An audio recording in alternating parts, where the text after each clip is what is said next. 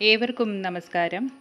ഉന്മത്തൻ സദ്ഗുരു മോഹൻജി എഴുതിയ ഈ ഒരു ആത്മകഥാപരമായ ഗ്രന്ഥത്തിൻ്റെ 24-ാം അധ്യായമാണിത്. തീയിൽ കുരുത്തവൻ എന്നാണ് ഈ ഒരു അധ്യായത്തിൻ്റെ തലക്കെട്ട്.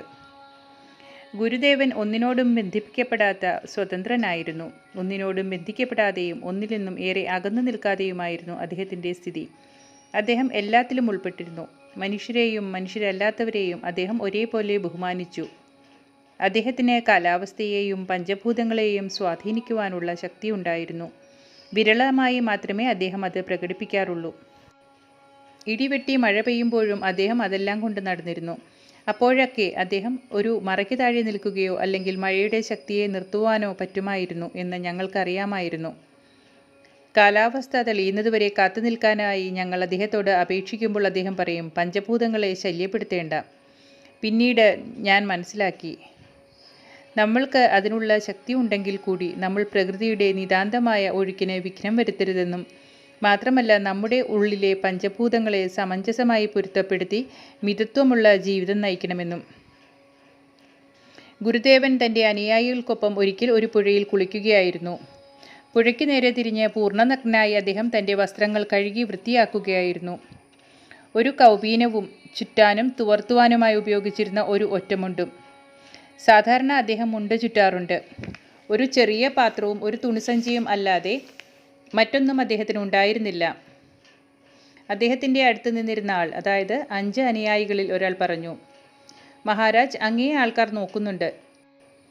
തിരിഞ്ഞു നിന്ന് നോക്കിയിട്ട് ചിരിച്ചുകൊണ്ട് അദ്ദേഹം പറഞ്ഞു, എന്തു കാണാൻ? അദ്ദേഹം പിറുപിറുത്തു, വിഡ്ഢികളായ ജനങ്ങൾ. ഇന്ദ്രിയങ്ങൾ അവരുടെ മനസ്സിനെ വലിച്ചിഴയ്ക്കുന്നു. അവർ ഇന്ദ്രിയങ്ങളുടെ പൂർണ്ണ അടിമകളാണ്. അവർക്ക് എന്താണ് കാണാൻ സാധിക്കുക? ഒന്നുമില്ല. ഒന്നുകൊണ്ടും ബാധിതനാവാതെ അദ്ദേഹം തൻ്റെ വസ്ത്രങ്ങൾ അലക്കി നനഞ്ഞ വസ്ത്രമുടുത്ത് കരയ്ക്ക് കയറി. ആൾക്കാർക്ക് ദൂരെയായി അദ്ദേഹം ഒരു പാറപ്പുറത്ത് ഉദയസൂര്യന് അഭിമുഖമായിരുന്നു കൊണ്ട് ധ്യാനം തുടങ്ങി. അടുത്ത് നടക്കുന്നതൊന്നും അറിയാത്ത അഗാധ ധ്യാനം. കുറേ സമയം കടന്നുപോയിട്ടും ഗുരുദേവൻ ധ്യാനം തുടർന്നുകൊണ്ടിരുന്നു. സമയം കഴിയുന്തോറും പാറ ചൂടായിക്കൊണ്ടിരുന്നു. ഗുരുദേവൻ സമാധിയിലെന്ന പോലെ ആയിരുന്നു. ചുറ്റും നിന്നിരുന്ന അനുയായികൾക്ക് ചൂട് സഹിക്കാൻ വയ്യാതെയായി. വിശപ്പിൻ്റെ ചൂടും കൂടിയായപ്പോൾ അവരുടെ അകവും പുറവും കത്താൻ തുടങ്ങി. ഒടുവിൽ പാണ്ഡുരംഗൻ എന്ന അനുയായി ഗുരുദേവൻ്റെ കാതിൽ മന്ത്രിച്ചു, ദേവ, പാറ ചുട്ടുപഴുത്തിരിക്കുന്നു. അങ്ങയുടെ ശരീരത്തെ അത് ബാധിച്ചേക്കാം. ദയവായി എഴുന്നേറ്റാലും. ഗുരുദേവൻ പതുക്കെ കണ്ണുകൾ തുറന്നു. ചൂടുള്ള പാറമേൽ ചവിട്ടി നിൽക്കാൻ വയ്യാതെ കഷ്ടപ്പെടുന്ന തൻ്റെ അനുയായികളെ നോക്കി അദ്ദേഹം പുഞ്ചിരിച്ചു. തീയിൽ കുരുത്തവനാണ് നിങ്ങളെങ്കിൽ ഒരു സൂര്യനും നിങ്ങളെ പൊള്ളിക്കാനാവില്ല. ഞാൻ തീയിൽ കുരുത്തതാണ്. എന്നിട്ട് അദ്ദേഹം എഴുന്നേറ്റ് നടക്കാൻ തുടങ്ങി. കുറച്ച് അടികൾ വച്ച ശേഷം അദ്ദേഹം പാണ്ഡുരംഗന് നേരെ തിരിഞ്ഞു പറഞ്ഞു, അഗ്നിയാവുക, അതാണ് രഹസ്യം. ആർക്കും നിങ്ങളെ ഒരിക്കലും പൊള്ളിക്കാനാകില്ല. ജീവിതത്തിലെ ഒന്നിനും നിങ്ങളെ തളർത്താനാകില്ല. ആത്മാവിൻ്റേത് അശമനീയമായ അഗ്നിയാണ്. പാരമ്പര്യത്തിൻ്റെ അഗ്നി ശുഭ്രമായ അഗ്നി. പാണ്ഡുരംഗന് മനസ്സിലായില്ല. അയാൾ ഗുരുവിനോട് വിശദീകരിക്കുവാൻ വിനീതനായി അഭ്യർത്ഥിച്ചു. ഗുരുദേവൻ പറഞ്ഞു, നിങ്ങളുടെ ശരീരം പഞ്ചഭൂതങ്ങളാൽ നിർമ്മിതമാണ്. നിങ്ങൾ ശരീരത്തിൽ ഉള്ളിടത്തോളം അതിലെ പഞ്ചഭൂതങ്ങളുമായി ഒന്നാകുക. അങ്ങനെ പ്രകൃതിയുമായി സമസ്ഥിതിയിൽ വർത്തിക്കുക. പഞ്ചഭൂതങ്ങളുമായി ഒന്നാകുമ്പോൾ അവയ്ക്ക് നിങ്ങളെ വേദനിപ്പിക്കാനാകില്ല. നിങ്ങളുടെ ശരീരത്തെ തന്നെ സൃഷ്ടിച്ചിരിക്കുന്ന പഞ്ചഭൂതങ്ങളിൽ നിന്ന് നിങ്ങൾ അകന്നു നിൽക്കുമ്പോഴാണ് നിങ്ങളുടെ ശരീരം ദുരിതം അനുഭവിക്കുന്നത്. പഞ്ചഭൂതങ്ങൾ അസന്തുലിതമാകുമ്പോൾ രോഗങ്ങളുണ്ടാകുന്നു. ജാഗരൂകരാകുക. ഒരിക്കൽ ഗുരുദേവൻ കുറച്ച് ആൾക്കാരുമൊത്ത് 2 ഗ്രാമങ്ങൾ തമ്മിൽ കൂട്ടിയിണക്കുന്ന ഒരു കാട്ടുപാതയിലൂടെ നടക്കുകയായിരുന്നു. അടുത്ത ഗ്രാമത്തിലെ അമ്പലത്തിൽ ചെന്ന് സംസാരിക്കുവാനുള്ള ക്ഷണം കിട്ടിയിട്ട് ഗുരുദേവൻ അങ്ങോട്ടേക്ക് പോവുകയായിരുന്നു. ഒരു ഒഴിഞ്ഞ പ്രദേശത്ത് ഒരു നദിക്കരയിൽ ആയിരുന്നു അമ്പലം സ്ഥിതി ചെയ്തിരുന്നത്. ചുറ്റുമതിലും ഗോപുരവും ഒന്നുമില്ലാത്ത പുഴക്കരികിലുള്ള ഒരു ചെറിയ അമ്പലം. പ്രഭാഷണങ്ങൾക്കായി അവിടെ ഒരു തറ കെട്ടിയിരുന്നു. അടുത്തുള്ള ഗ്രാമങ്ങളിലെ ആൾക്കാരും പ്രഭാഷണങ്ങൾ കേൾക്കാൻ വന്നിരുന്നു. കാട്ടുപാതയുടെ എതിർഭാഗത്തായിരുന്നു അമ്പലം. അവർ ചെല്ലുന്നതിന് മുൻപായി അവിടെ ഒരു തീ പൊട്ടിപ്പുറപ്പെട്ട് അവിടെയാകെ പാതയുൾപ്പെടെ എപ്പോഴും കനലുകൾ എരിയുന്നുണ്ടായിരുന്നു. പൊള്ളലേൽക്കാൻ സാധ്യതയുണ്ടായിരുന്നതിനാൽ പാത കടക്കേണ്ട എന്ന് ഒരു അനുയായി ഗുരുദേവനോട് അപേക്ഷിച്ചു.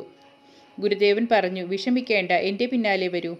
എന്നിട്ട് പാതയിലൂടെ നടന്ന് മുന്നേറി. അവർ അദ്ദേഹത്തിൻ്റെ പിന്നാലെ നടന്ന് മറുവശത്ത് സുരക്ഷിത സ്ഥാനത്തെത്തി തിരിഞ്ഞു നോക്കിയപ്പോൾ പാത മുഴുവനും കെടാത്ത കനലുകൾ എരിയുന്നുണ്ടായിരുന്നു. യാതൊരു പരിക്കുമേൽക്കാതെ എങ്ങനെയാണ് അതിലൂടെ കടന്നു വന്നത് എന്ന് അവർ അത്ഭുതപ്പെട്ടു. അദ്ദേഹത്തിന് വിശപ്പില്ലാതിരുന്നതിനാൽ അദ്ദേഹത്തിന് ഭക്ഷണത്തിൻ്റെ ആവശ്യമുണ്ടായിരുന്നില്ല. എങ്കിലും തന്നോടൊപ്പമുള്ളവർക്ക് ഭക്ഷണം എത്തിക്കുവാനുള്ള ഉത്തരവാദിത്വം അദ്ദേഹം ഏറ്റെടുത്തു. എങ്ങനെയെങ്കിലും ഭക്ഷണത്തിൻ്റെ ലഭ്യത അദ്ദേഹം ഉറപ്പുവരുത്തി. ഭക്ഷണം ഒട്ടും ലഭിക്കാത്ത സന്ദർഭങ്ങളിൽ അദ്ദേഹം അത് പ്രത്യക്ഷപ്പെടുത്തുന്നതായും ആൾക്കാർ കണ്ടിട്ടുണ്ട്. മറ്റവസരങ്ങളിൽ അദ്ദേഹം കുറച്ച് ദിവസങ്ങൾക്ക് ഭക്ഷണത്തിന് ക്ഷാമം വരുത്തുകയും തന്നോടൊപ്പമുള്ളവരെ പരീക്ഷിക്കുകയും തയ്യാറല്ലാത്തവർക്ക് ഒഴിഞ്ഞു പോകുവാനുള്ള സാഹചര്യങ്ങൾ ഉണ്ടാക്കുകയും ചെയ്തിരുന്നു. പ്രകൃതി ശക്തികൾ ആത്മാനന്ദനെ പൊതുവിൽ സ്വാധീനിക്കാറില്ല. എങ്കിലും അസൗകര്യമാവുകയാണെങ്കിൽ അദ്ദേഹത്തിന് എന്തിനേയും നിർത്താനാകുമായിരുന്നു. അദ്ദേഹം പലതവണ മഴയെ നിർത്തിയിട്ടുണ്ട്, പ്രത്യേകിച്ച് വെളുപ്പാൻ കാലത്ത് പെയ്യുന്ന മഴകൾ.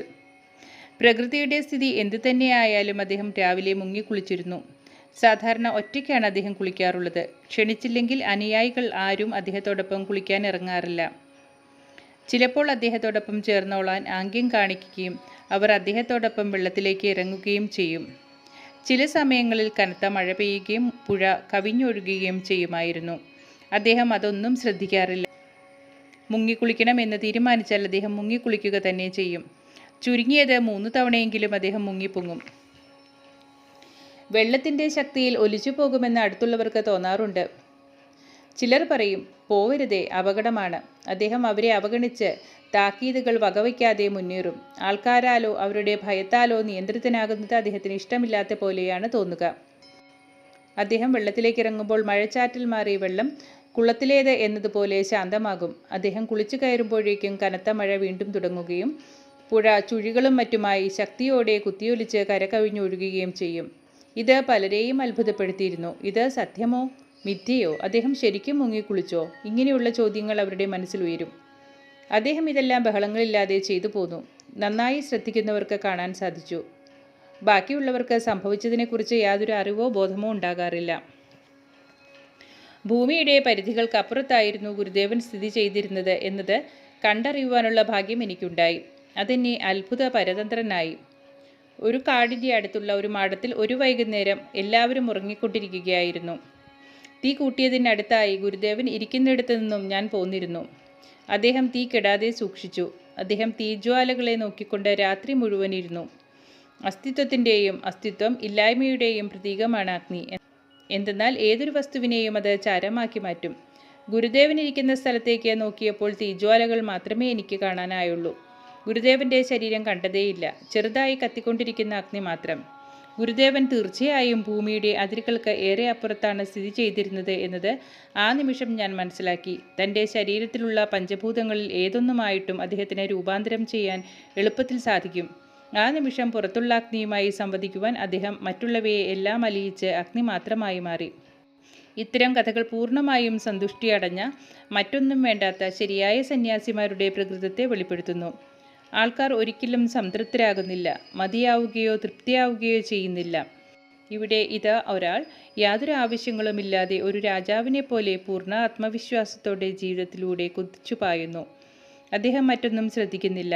അദ്ദേഹം സ്വതന്ത്രനായി നടക്കുന്നു, പൂർണ്ണമായ അവബോധത്തോടെ. പ്രകൃതി ശക്തികളുടെ മുകളിൽ അദ്ദേഹത്തിന് നിയന്ത്രണമുണ്ട്. അദ്ദേഹത്തിൻ്റെ മനസ്സിനെയും അദ്ദേഹം നിയന്ത്രിക്കുന്നു.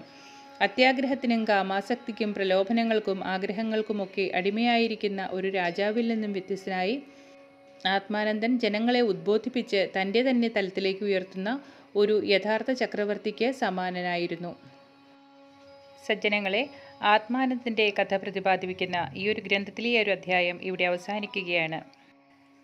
നിങ്ങൾക്ക് സായിബാബ മിറക്കിൾ മെഡിറ്റേഷൻ എന്ന ആത്മീയ ഗ്രൂപ്പിൽ ചേരുവാൻ ആഗ്രഹമുണ്ടെങ്കിൽ ഇതിൽ കൊടുത്തിരിക്കുന്ന നമ്പറിൽ വാട്സാപ്പ് ചെയ്യുക.